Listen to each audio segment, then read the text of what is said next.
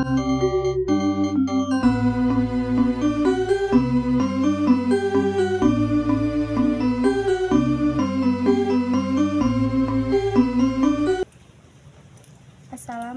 warahmatullahi wabarakatuh.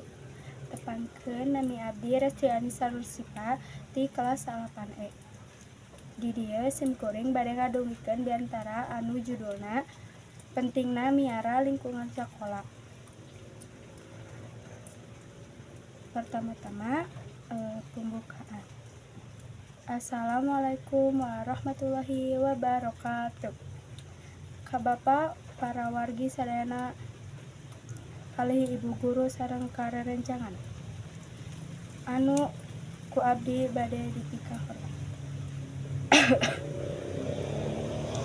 Mimiti hayu urang ucapkeun syukur ka Allah Subhanahu wa taala anu parantos masihan kasehatan ka urang sadayana sahingga urang tiasa kumpul di ieu tempat.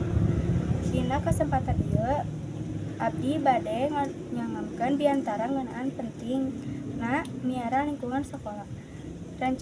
Rerencangan sadayana lingkungan sakola teh tempat urang diajar unggal dinten, namun lingkunganna bersih, rapih, sarta nyaman, tangtos urang oge langkung betah diajarna.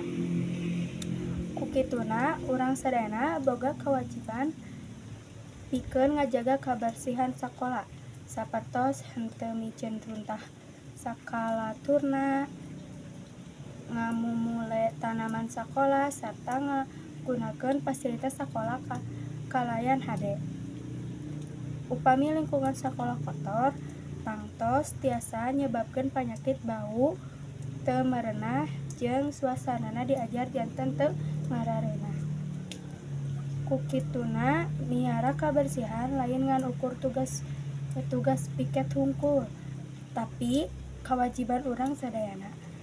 Pamungtuna hayu urang babarengan ngajaga lingkungan sakola supaya tetap bersih sareng asri. Sakola anu bersih bakal ngajadikeun urang leuwih semangat diajarna sarta ngahontal cita-cita. Sakitu wae diantara ti abdi. Hapunten bila aya kasalahan dina kecap atanapi lampah. Wassalamualaikum warahmatullahi wabarakatuh.